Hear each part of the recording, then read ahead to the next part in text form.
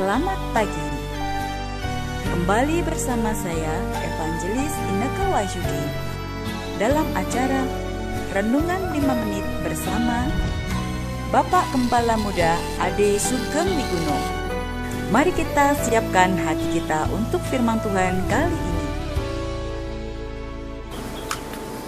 Oke, shalom rekan-rekan semuanya, jumpa lagi dengan saya. Dan pada pagi hari ini saya akan membawakan renungan. Dan saya mohon maaf banget ya, ini renungan yang agak keras ya, mungkin buat beberapa dari antara kita.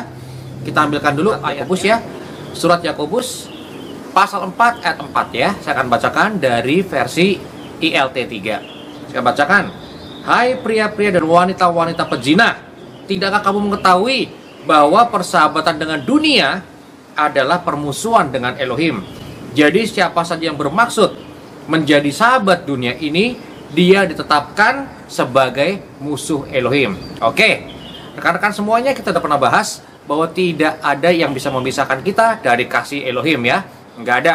Jadi nggak kematian, nggak kehidupan, nggak sengsara, nggak bahagia, nggak kelimpahan, nggak kekurangan. Tidak ada yang bisa memisahkan kita dari kasih Elohim. Tetapi rekan-rekan, hati-hati ya. Di sini dikatakan, tidakkah kamu tahu bahwa persahabatan dengan dunia adalah permusuhan dengan Elohim? Jadi kalau Anda mau tahu gimana caranya Anda kehilangan keselamatan, bukan dengan vaksin, bukan dengan apapun, tetapi dengan kita menjadi sahabat dunia. Tentunya termasuk kalau kita menyembah Satan atau menyembah Antikris ya, atau Hosoten Hamasyah, itu sama dengan bersahabat dengan dunia, itu pasti ya. Tetapi teman-teman, ternyata cara kita untuk kehilangan keselamatan nggak segampang kita divaksin teman-teman. Tapi sebenarnya lebih parah daripada itu. Di sini dikatakan di ayat yang keempat tadi, hai pria-pria dan wanita-wanita pezina ya, tidak kamu mengetahui bahwa persahabatan dengan dunia adalah permusuhan terhadap Elohim? Jadi rekan-rekan, kalau Anda mau hilang keselamatan, caranya gampang ternyata ya, gampang banget. Hati-hati, caranya adalah kita berzina. Berzina di sini tentunya ada dua ya, berzina secara roh dan berzina juga secara fisik. Jadi rekan-rekan, kalau ada yang berzina, saya nggak suka ya kalau ada yang berzina lalu bilangnya saya terjatuh. Nggak segampang itu, Ferguson ya. Nggak semua segampang, oke gue terjatuh, kepleset. Itu kalau Anda bohong. Itu kalau Anda nggak sengaja maki. Ada orang yang kadang-kala masih dengan kebiasaan lama ya. Kalau ada apa-apa dia maki ya secara otomatis. Nah teman-teman, itu namanya nggak sengaja. Itu namanya khilaf. Tapi kalau berzina, beda. Kenapa? Karena ada prosesnya.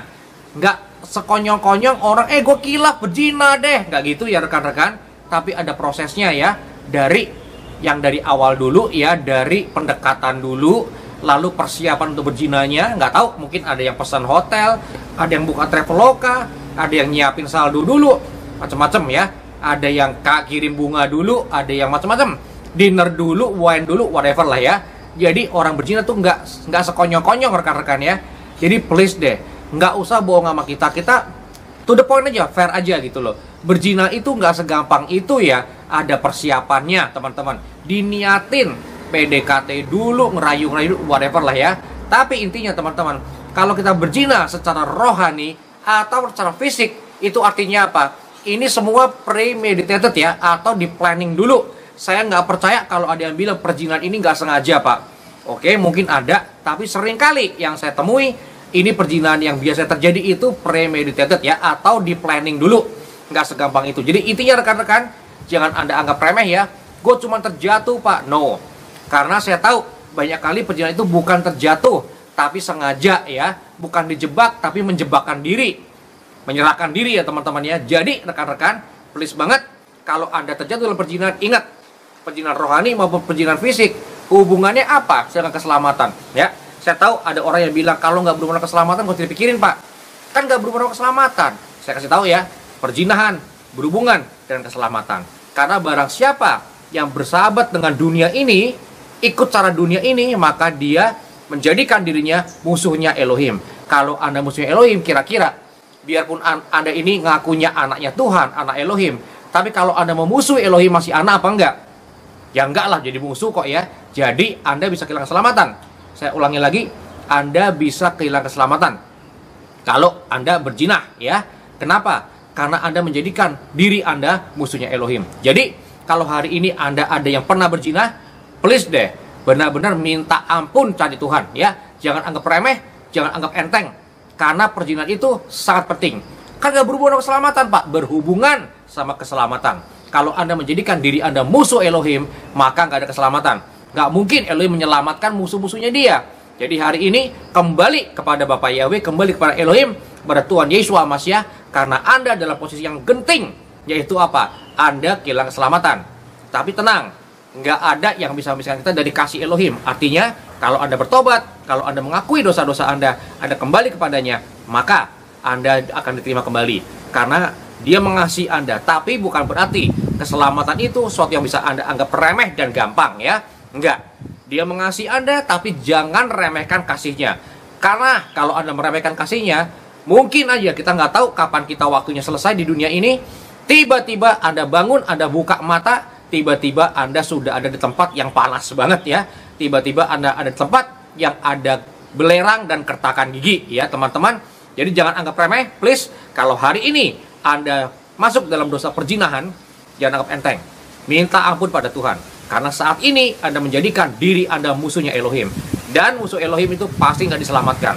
Yang diselamatkan adalah anak-anak Elohim dan orang-orang yang mengabdikan diri pada Elohim, Bapa Yahweh bersama Yesus Hamasiah. Jadi hari ini, kalau Anda hari ini mendengar teguran ini lalu Anda berkata, iya ampuni aku Tuhan, selamat, artinya apa? Artinya Anda masih diselamatkan ya, Anda masih ada harapan. Jadi saya ingin mengucapkan selamat. Saya seringkali menyampaikan firman Tuhan itu apa adanya. Kayak sekarang ini, saya sampaikan apa adanya ya. Bukan saya enteng-entengin atau saya encer-encerin. Kadang-kala emang berat. Dan hari ini saya berkata, memang berat. Kalau Anda berzina, Anda berarti sudah kehilangan keselamatan. Karena Anda menjadikan diri Anda musuh Elohim. Tapi hari ini tetap sama, ada kasih karunia buat Anda. Kalau Anda hari ini mau mengaku dosa-dosa Anda berbalik dari jalan Anda yang jahat, lalu Anda bertobat, maka akan ada keselamatan. Dan rekan-rekan, ingat ya, barang siapa yang berbuat dosa dengan sengaja, maka tidak ada lagi korban penghapus dosa buat dia. Artinya apa?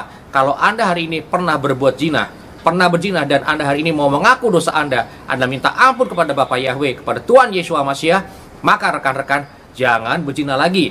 Jangan ngomongnya cuma terjatuh, nggak segampang itu ya. Kalau Anda lagi, maka teman-teman, saya nggak jamin loh akan ada korban pengampunan dosa buat Anda. Kenapa? Karena barang siapa berbuat dosa dengan sengaja, tidak ada lagi korban penghapus dosa buat dosa Anda itu. Jadi hari ini, kalau Anda mendengar suaranya, jangan keraskan hati Anda, minta ampun pada Tuhan, kembali kepada Tuhan, dan jangan anggap remeh lagi ya.